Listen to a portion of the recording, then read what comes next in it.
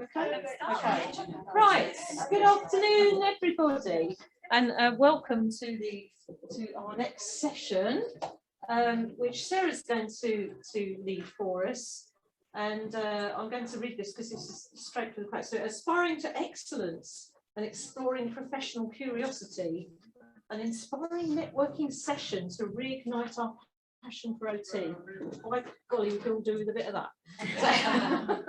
So Sarah read an article in the OT News a couple of months ago and was very inspired, and we had a really lively conversation. So we said, well, hey, how about doing a session at Rise event, and let's see where we go. But we need everyone to join in and make it give us your contributions. So I'm going to hand over to Sarah. Thank you.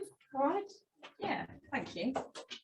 It's probably more of a supervision rant that turned into, oh, you could share this.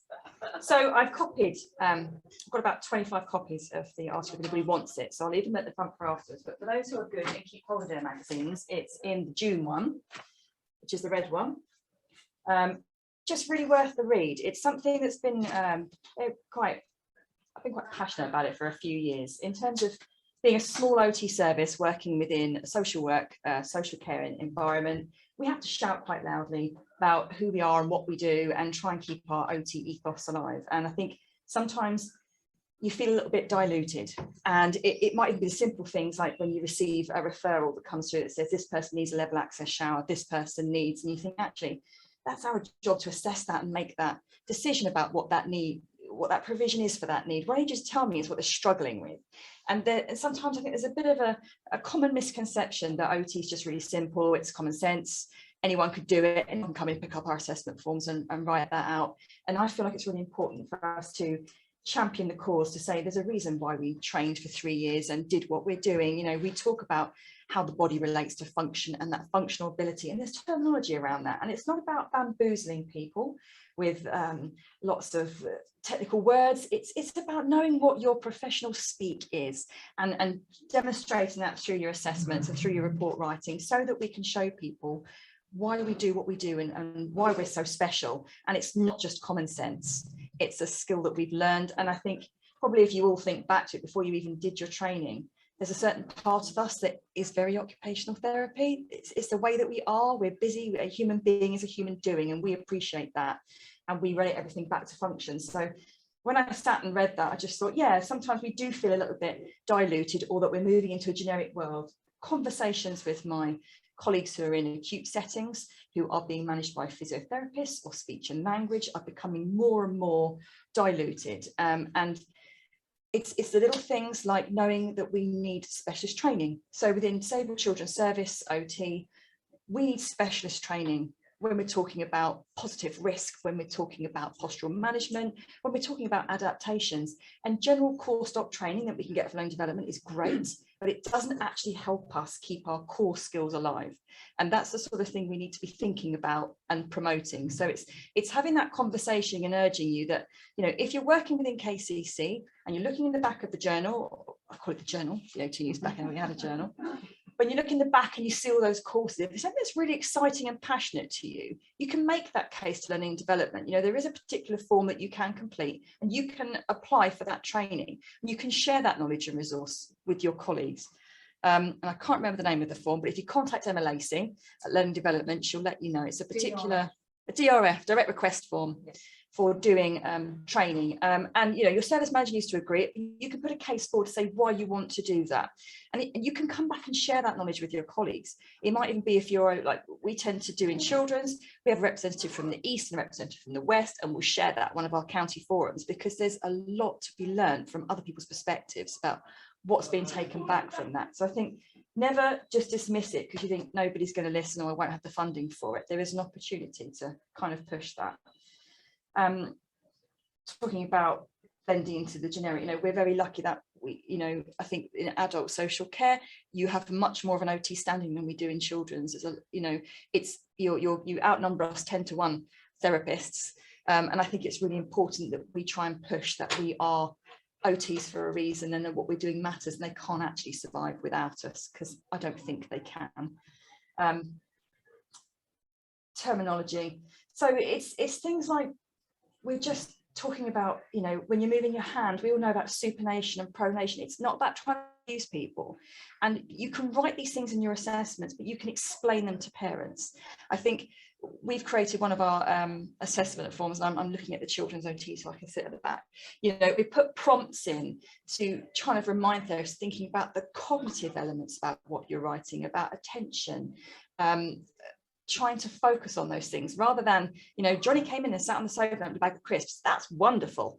But what is it actually telling us? Did he get on that sofa independently? Did he have the sequencing to be able to get up there?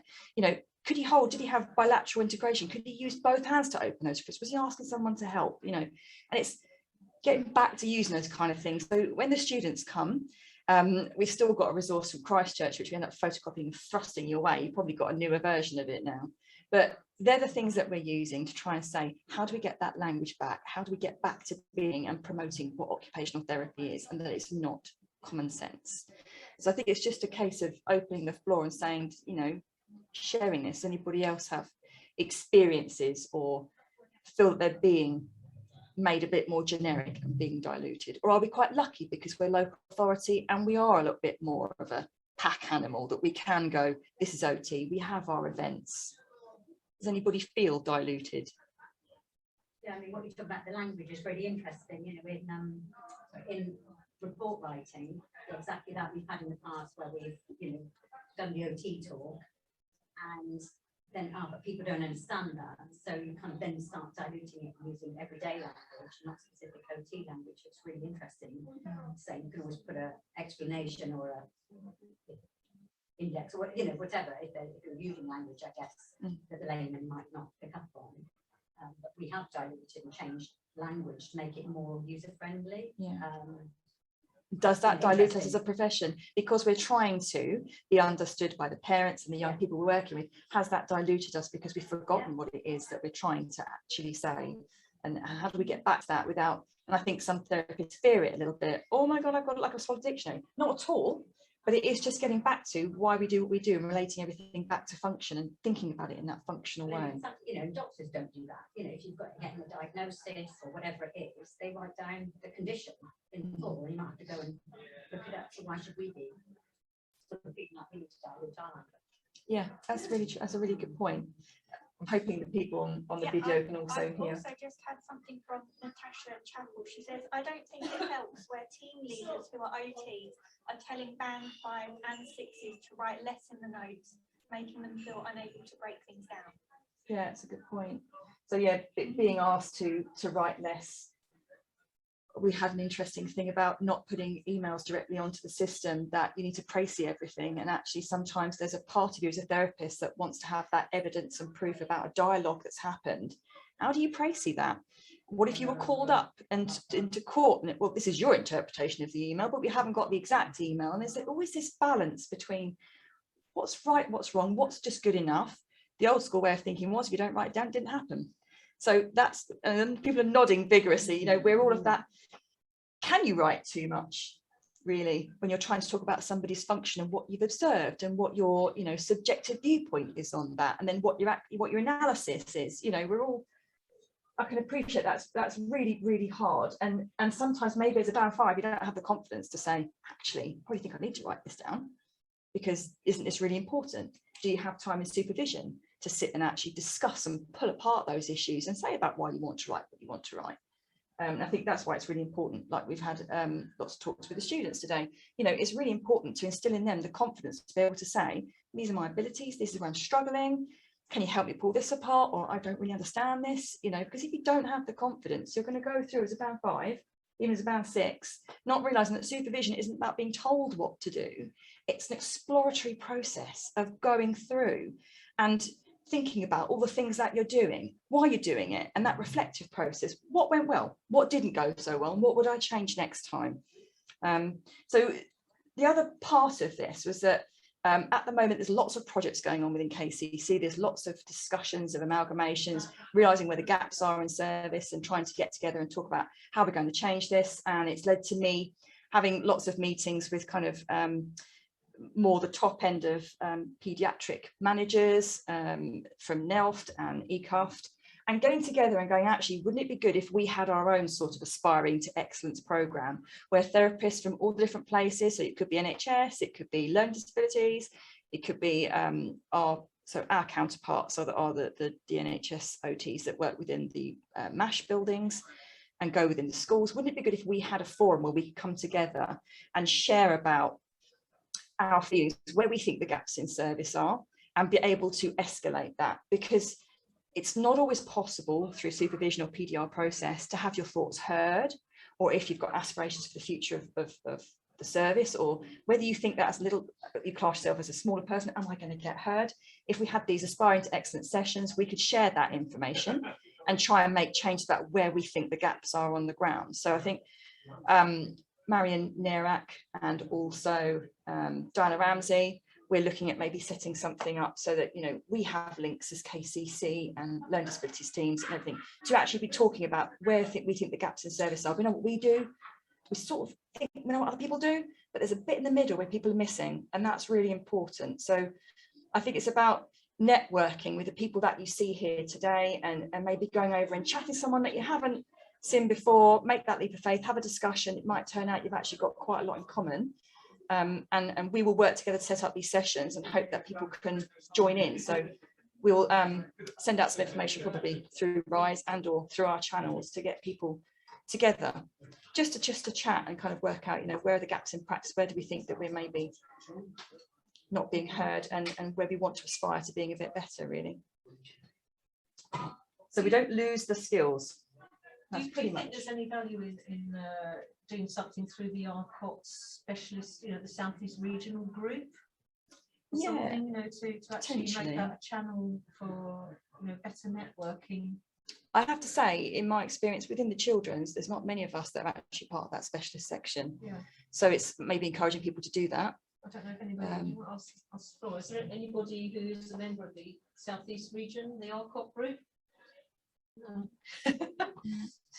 that's a big chunk of OTs out of Kent, isn't it? If none of us are doing anything with them. I mean, we employ 100 and probably the children's probably as part of 140 qualified occupational therapists in KCC across adults, children's, and then there's our mental health colleagues and learning disability OTs and qualified health service. But you know, that's a big group of people who are getting together.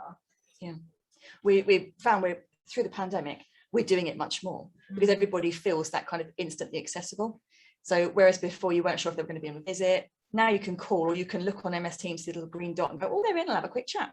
And we're connecting so much more, and we're actually looking at training and trying to do joint training so that we know we're all seeing the same families, we're all working in our different aspect, but actually it would be so useful, especially with the LD service, when we're reaching up into 25 and we're looking at the share assessments or even the zones of regulation. That stuff is so important. And it even links into conversations had around the pathway for the provision of specialist beds, talking at NHS and realising that we've created this kind of pathway, we've got to finish it. But there's a point in there that if they don't meet the criteria, NHS is not going to get involved. So what do we need them to do? We need them to signpost families and tell them what they need to be doing. Well, that's going to be looking at, have you been referred somewhere else? Have you been signposted to early help? Have you got a KEPS worker? Has anybody looked at behavioural management? Anybody done zones of regulation? You know, these are really important things, and we all have that part to play in it. It isn't just a case of you don't meet our criteria, therefore we're not having anything to do with you. We can help social services by signposting and giving you the right information so that actually when you do the make referral into them, they can look at it and say, well, you have tried all these things. Let's take that referral, let's assess you and see what we can do. So it, you know, it's those small little things that actually make such a big difference to the journey for that family, but also for us. Because if somebody didn't know where to signpost a family and just said, oh, go to a charity and get that bed, that makes things really awkward for us. It's really helpful for the family in the short term. They get a provision of bed. And then the charity go, taking that bed away now, you've had it for 6 months. What are you going to do to replace it? Oh, well, I don't meet the health criteria and social services don't do cot beds, so I'm not really sure where I'm going to go. And we've left a family in crisis. So actually, by us all joining up and recognising that between each of us, we've got a part to play, we can aspire to make it better, a better journey for them and a better journey for us. And it just makes the processes so much easier. So it's only by these problems arising and also the pandemic helping us, because we've been able to connect with people in other ways, that we've come up with clear pathways to help therapists understand what their role and responsibility is in helping families get the provision they actually need. So yeah, that's pretty much the only spiel I've got. I just want to open it up to anybody else who might have any questions or thoughts, really.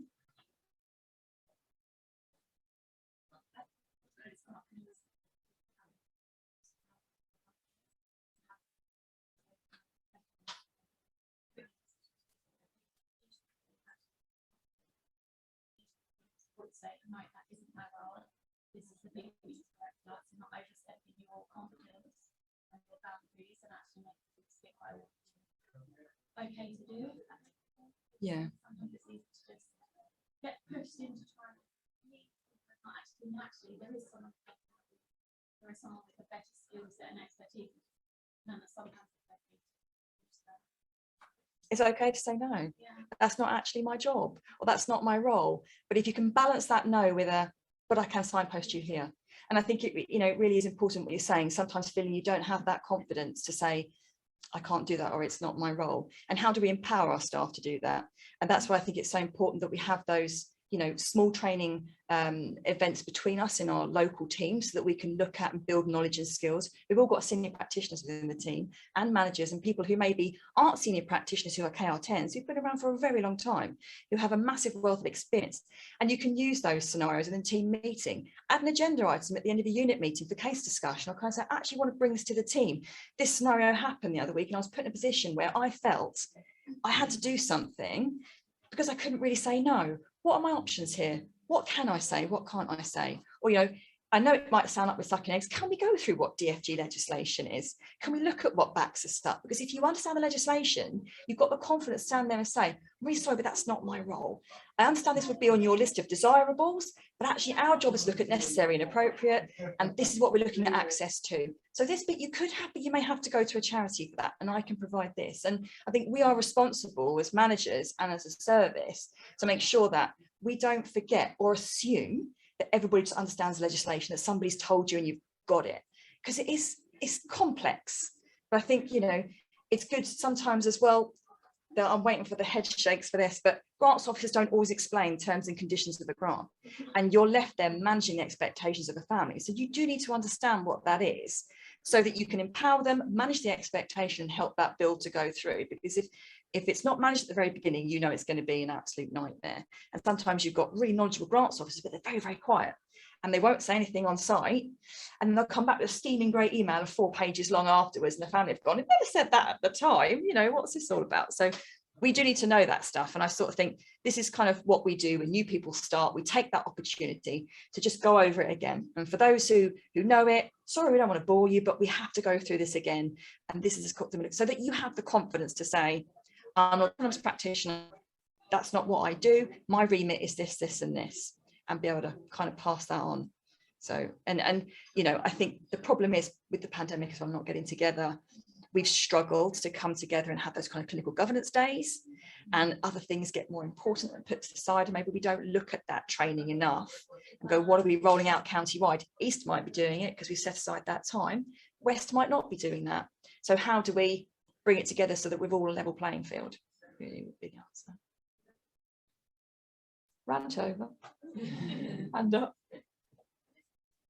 Share this from a family's point of view. That might be really difficult to understand that they can get that piece of intervention from one specific OT, but then they've got to go to a different OT for that specific piece of intervention. They've got to go to a different team for that piece. That's quite a field for families to go through, isn't it? Certainly, we've had those experiences. Families that have had to just fight and fight and fight things all the way through that person's life. Yeah. I don't know if there's a better way of doing that working that we can do to try and do this. So if anybody's online who couldn't hear the question, or the statement was more about families understanding where the provisions of equipment come from, that you have health OTs, you have social service OTs, and I think you as therapists understand this when you're trying to explain to a student about what's the difference between an NHS OT and the difference between a social services OT. And you're right, it is a very muddy journey for the families. And I think what we're what we're trying to do now in this management structure is to get together as the heads and go, right, first of all, it starts with the therapist. We need clear processes for them to understand what their roles and responsibilities are. Once they understand, we can cascade that to the families, because if people really aren't sure about what they're doing. So for example, take an NHS OT, under twos would be their remit for doing equipment. But if they've just hit 2 and in a potty chair, they might want to come to us. And it's like, well, then where does that stop? Where do we draw the line? And it's understanding for that family where you go, and that the transition of care shouldn't be any different. It should be a different phone number to ring. And that if we know what we're doing, we can make it really clear to them on a visit. I'm responsible for this, this, and this. If you need this, I will refer you for it, because they're my colleagues and I meet with them regularly. We talk about your case, and we talk about all the cases in this area, and we share that understanding about what your needs are as a family. So we're trying to make sure we have network meetings as children's therapists, because we're all seeing the same children. We do know about them. We know about the family dynamics. We've got information we can share. We've got budgets we can pull, and we've got assessments we can join up on. So that's the other thing I think we're actually quite good at doing as children's therapists, is doing joint assessments and letting other people worry about the funding. But we will work together. But I appreciate that that is a massive problem for families, is the journey they go through, and everything starts with an argument for them. Everything's a fight. And when they come to us, the ethos we try and portray is that, let us take the fight for you. We're paid to do it. You're not. So we'll do this bit. And I think generally, children's OTs, would you agree that we don't have too many problems with that, with the joined up working? But we know we could be better. Everybody could do something better.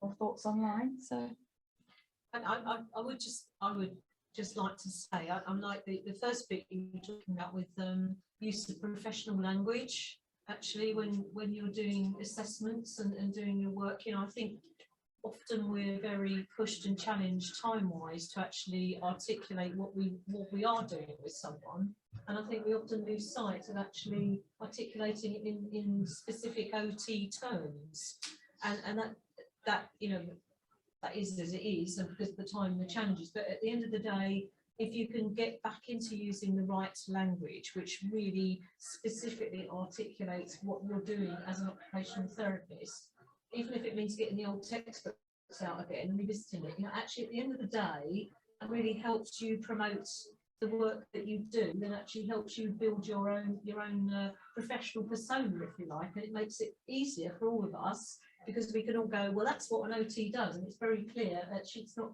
anybody can just go out and measure for a raised toilet seat or something. There is a process behind that. We might do 1 million of those a month, a year, or whatever, but actually at the end of the day, there's a thought process going on in your head about why you're prescribing that and what the benefit and the impact of that provision will be. But actually, how often do you actually articulate that anywhere? I would suggest very little. Maybe things are different, maybe you do, but you know, it's about sort of recording that in the right sort of professional language and getting the balance, as our colleague online said, you know, because actually there's pressure to record as little as possible, because you've got to move on, you've got to record another 20 by 4 o'clock, you know. But it is important to frame your assessments and your work in the right professional language in order to preserve our professional identity, I think, a lot of the time. And you know, we are fighting, let's face it, we always have done, and some of us in the room have been fighting a long time to promote the value of occupational therapy, and yet we're still here, you know. I mean, 40 years into a career, I'm still having the same sort of conversations I had when I set out, when I was first qualified, a long time ago. But and why is that? Why is that like that? Why it's not right? Because we all know and appreciate the value of occupational therapy and what we can bring, what we contribute, and you know, value and impact we have. Why are we still having to actually bang the drum and fight that publicly? You know, and maybe it's because we don't use the right language, or we don't actually big ourselves up and explain what we do and how we do it. He's getting the physio mindset. It's just a thought, a drop in. Yes, that's it. Okay. Any other thoughts from anybody? We're all feeling totally motivated now. That's good. Might have the opposite effect. Thank you, Sarah. That's great. Okay.